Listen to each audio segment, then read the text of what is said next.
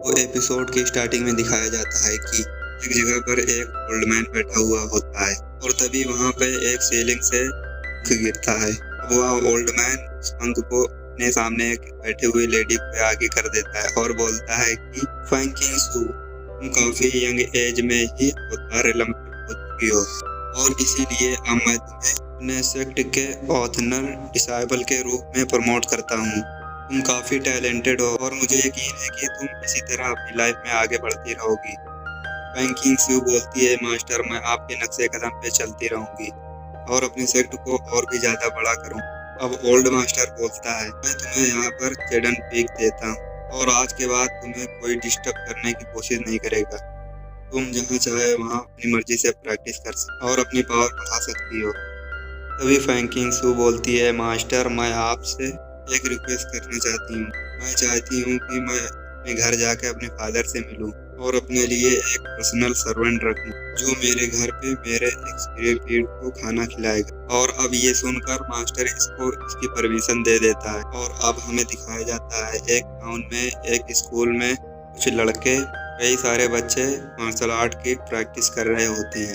वहीं पर एक जगह से उन्हें एक लड़का छुपकर देख रहा होता है। अब वहाँ पे सभी लड़के लाइन लगाकर खड़े हो जाते हैं और अब वहाँ पे उन सभी लोगों को उनका मास्टर मार्शल आर्ट के बारे में बताने लगता है। इस तरह लेवल 2 का पर्सन लेवल 1 के पर्सन से काफी ज्यादा पावरफुल होता है। अब टीचर अपने ऊपर अटैक करने को एक पर्सन से बोलता है। अब वह पर्सन आगे आकर टीचर के ऊपर अटैक करने की कोशिश करता है पर टीचर उसे अपने एक ही अटैक में घायल कर देता है और बोलता है कि कोई ऑर्डिनरी पर्सन लेवल 4, 5, 6 को आसानी से अचीव कर सकता है पर लेवल 7 से आगे बढ़ने पर उसे काफी ज्यादा मेहनत करनी पड़ती है। अभी मैंने तुम पर लेवल 5 का अटैक किया, मैं अभी लेवल 8 पर, मैं तुम पर अपने फुल स्ट्रेंथ से अटैक करता तो तुम शायद मर भी सकते हो।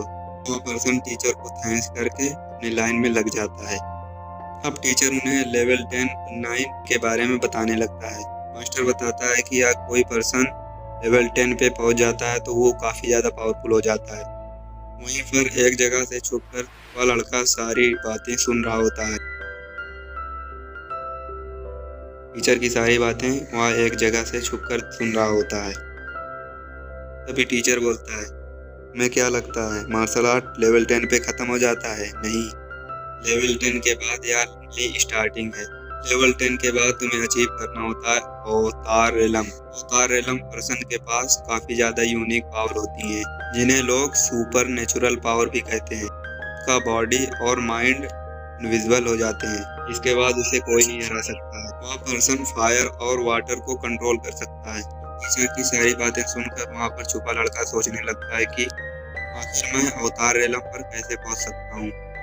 अब टीचर बोलता है कि तुम में से कोई भी पूरी मेहनत करके अवतार रेलम में पहुंच गया तो तुम फैंग फैमिली के हेड भी बन सकते हो। तभी वहां पर एक लेडी आती है और अंकल बिल्कुल सही बोल रहे हैं। उस लेडी का नाम मिस क्यून वाई है। अब क्यून वाई को देखकर वहां पर सारे लोग झुक जाते हैं और अब क्यून वाई बोलती है, मेरी बात ध्यान से सुनो, तुम सभी फैंग फैमिली के मेंबर्स हो, इसीलिए तुम सभी को यहाँ पर मार्शल आर्ट प्रैक्टिस करने दिया जाता है।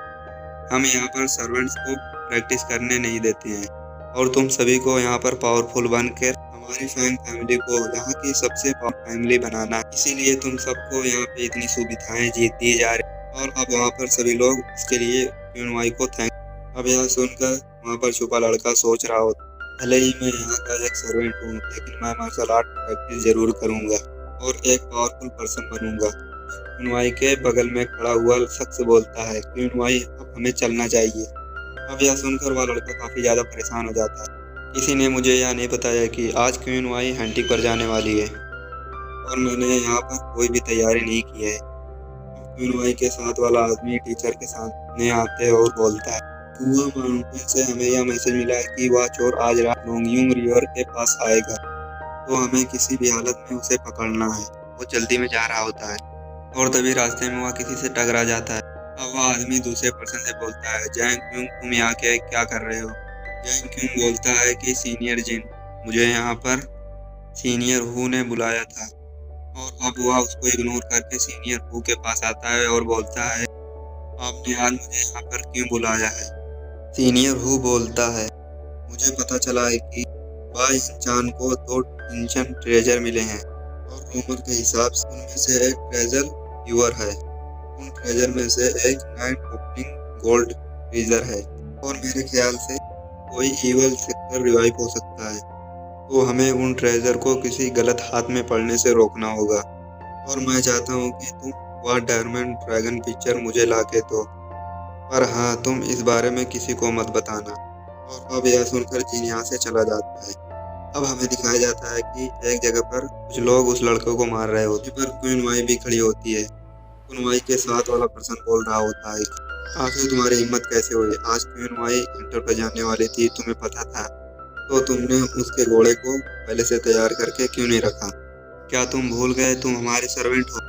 और वहाँ पर वो लड़के को गंदी तरह से मारते हैं और अब वहाँ पर उस लड़के को पिटता हुआ देखकर क्वीन वाई को काफी ज्यादा अच्छा लग रहा होता है। वहीं उस लड़के को याद आ रहा होता है कि एक बार उसके फादर ने उससे कहा था, मेरे लाइफ का सबसे बड़ा रिग्रेट यह है कि मैं एक सर्वेंट हूँ और तुम भी मेरी वजह से एक सर्वेंट ही हो और तुम मेरी एक बात हमेशा से याद रखना, किसी का सर्वेंट होने से अच्छा एक बेगर होना होता है। अब उस लड़के को अच्छी तरह पिटवाने के बाद क्वीन वाई अपने घोड़े पर बैठ के हंटिंग के लिए जाने लगती है।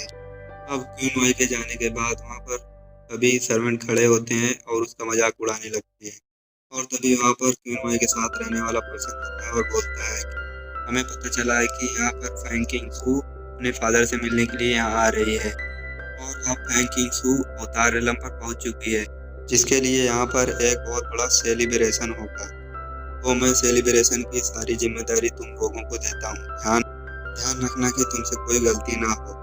और अब यह बोलकर वापस वहाँ से चला जाता है और फैंग किंग सू की यह खबर सुनकर वह लड़का और ज्यादा परेशान हो जाता है और सोचता है कि क्वीन वाई काफी ज्यादा क्रूर हैं। फैंग किंग सू अवतार रेलम पर है तो वह कितनी क्रूर होंगी। अब हमें दिखाया जाता है कि एक पर्सन रात को कहीं तेजी से भागते हुए जा रहा होता है। भाई आचान, तुम चाहे कितनी भी तेज भाग लो, तुम मुझसे नहीं बच पाओगे। अब यह सुनकर भाई आचान रुक जाता है और बोलता है कि आखिर तुम कौन हो, मेरे सामने आओ।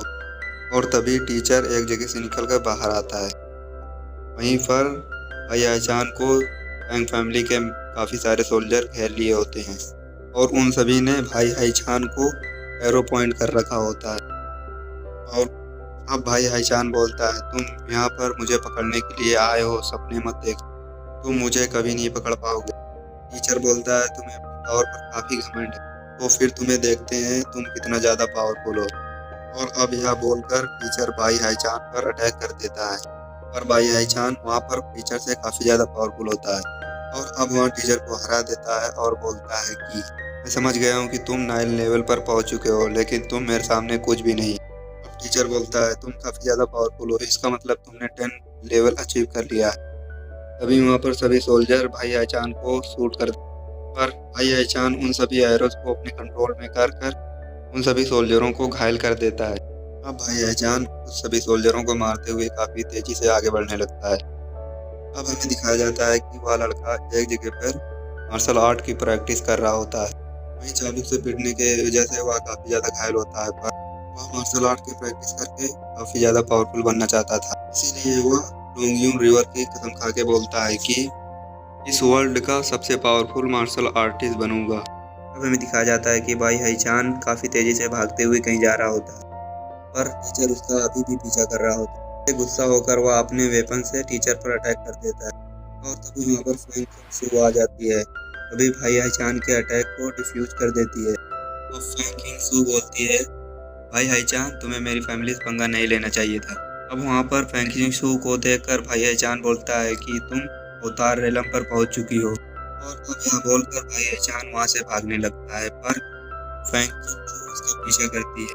अब भाई हाईचान अपनी फुल स्पीड में भाग रहा होता है और फैंग किंग सू अपने अटैक पे अटैक कर रही होती है। अब भागते भागते भाई हाईचान एक जगह पे रुक जाता है क्योंकि आगे एंड था। फैंग किंग सू बोलती है, भाई हाईचान, तुम जानते हो कि मैं अवतार रेलम पर हूँ, तुम मुझसे कभी नहीं जीत सकते हो, तो तुम्हें हार मान लेना चाहिए। और तभी भाई हाईचान एक टेक्निक का यूज करता है और वह उस पावर की वजह से वेपन से फैंग किंग सू पर अटैक कर देता है। फैंग किंग सू समझ जाती है कि भाई हाईचान यहाँ पर यहाँ पर डोरमैन ड्रैगन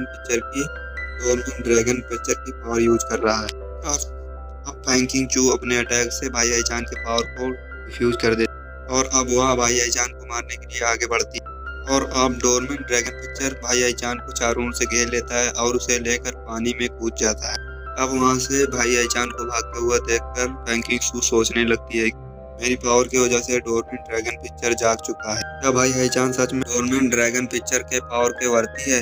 और अब यहीं पे यह एपिसोड खत्म हो जाता है।